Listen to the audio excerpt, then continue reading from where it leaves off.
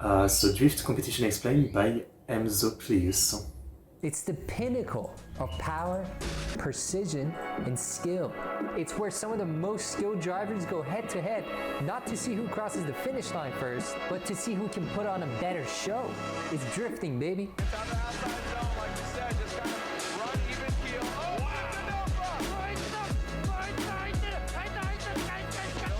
So close.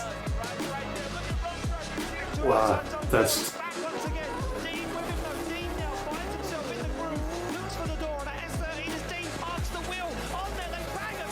It's so close. In this video, I'm going to be talking about drift competitions, the format, and how the judges score and judge drift runs and tandem battles. This is MZ, and this is Drift Competitions Explained.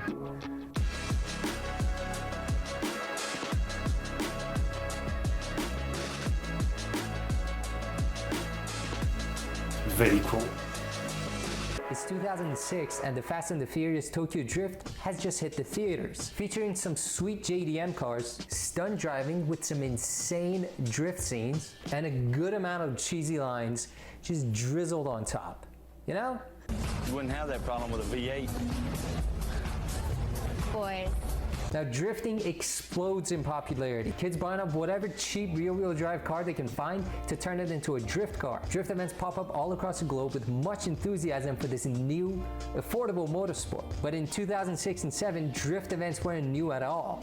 They've been going on in Japan since the 80s. Sure.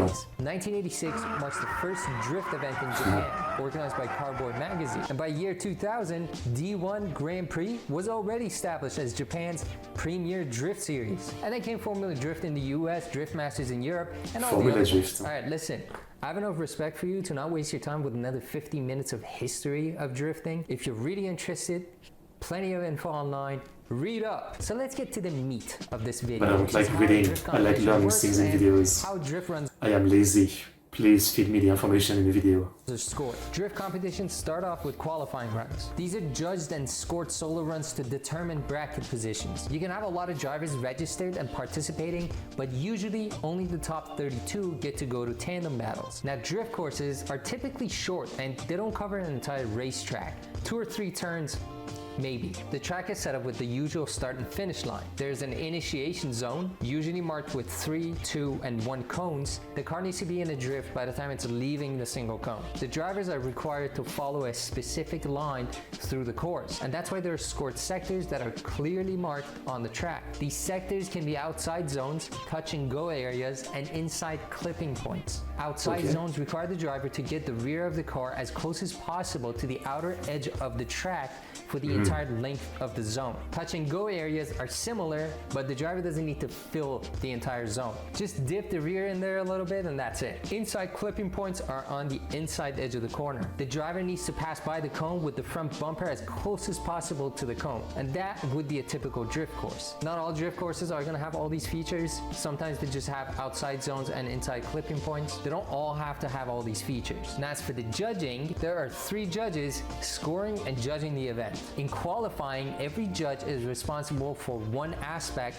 of judging criteria. These criteria are line, angle, and style. The line judge gives a score for how closely the drivers follow the desired line. Stuff like how close did the driver get to the outside edge of an outside zone? Did the driver fill the entire zone? Did they miss any of the zones or clipping points? The angle judge, well, judges the angle. The more angle the driver achieves while maintaining pace, the higher the score. And it's not just angle, it needs to be stable, consistent, and controlled. The style judge is looking at 3 main things: initiation, transition, and the X factor. Initiation and transitions, self-explanatory. They need to be nice and explosive, with a lot of commitment, but the X factor is something that a driver does or doesn't do that sets it apart from the other drivers in performance and execution. These are things like commitment level and going full throttle for the most of the course, or not using the handbrake excessively, and how confidently the driver drives the car. Of course, every event or series might allocate these scores differently, but Formula D gives 40 points to line,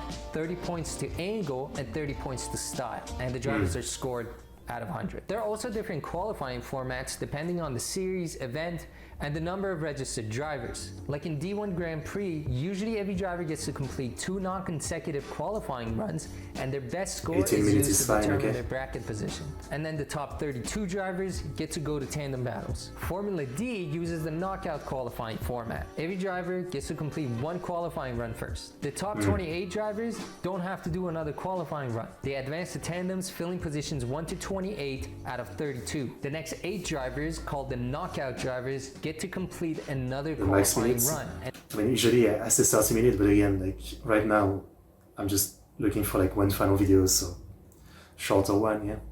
Usually, otherwise it's 30 minutes. And the top 4 fill positions 29 to 32. Once the top 32 drivers are decided from qualifying, the brackets are set up, matching up drivers from the top with the drivers from the bottom. So the driver with the highest qualifying score battles the driver with the lowest qualifying score, so on and so forth. Now let's talk about the tandem battles. Now each tandem battle consists of 2 runs. That means every driver gets a lead and chase run. The lead driver is expected to run the lead as close to a perfect qualifying run as possible. It needs to be a chaseable run. The chase driver is expected to mimic the lead driver's line while matching or getting even more angle. The chase car also needs to stay as close as possible to the lead car. Proximity is a factor. The 3 judges watch both runs, comparing lead run with lead run and chase run with chase run, and then determine by vote which driver was the better overall driver. Sometimes it's a tie, or all 3 judges vote for one more time. And that's exactly what it is. The drivers need to do the tandem runs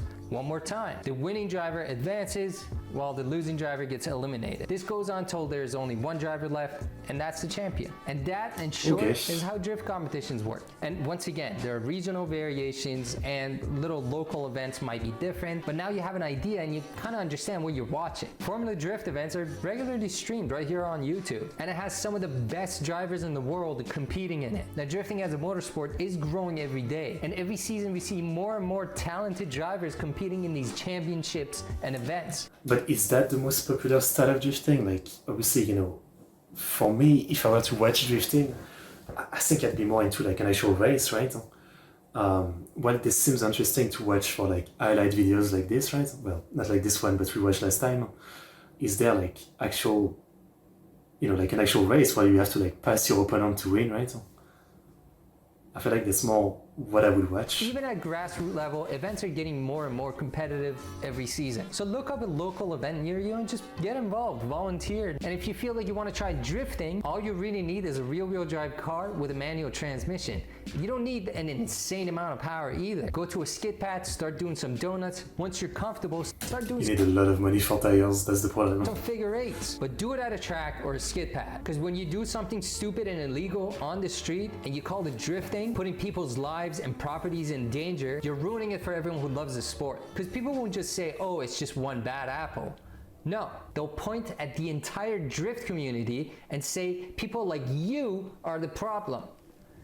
That's why we don't have nice things. So stay safe, and it's the same for everything, and have fun. So that should cover everything about drift competitions. Let me know if I missed anything. Probably did. Subscribe, because whatever, man. It's like, sorry, I'm not taking more videos today. today. The video and you learned something new. But next time, if you want. I'm just doing the baseball one, and that's it for today.